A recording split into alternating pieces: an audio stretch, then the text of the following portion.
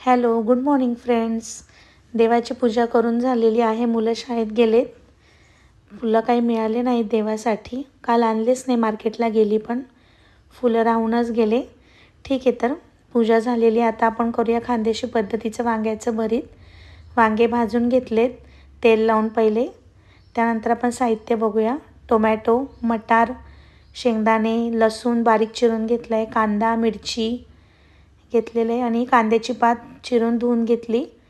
छान शेंगदाणे तळून घेतले. आता थोडे खरपूस पण छान लागतात. त्यानंतर जिरं, मोहरी, कांदा, लसूण हे सर्व तळून घेतलं. त्यानंतर शेवटी टोमॅटो टाकायचा, कारण की तो लगेच नरम होतो.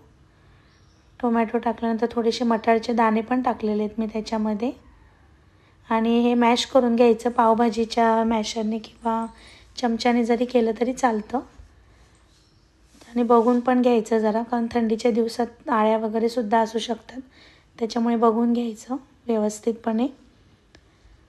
चांगलं मॅश करून झालेलं आहे.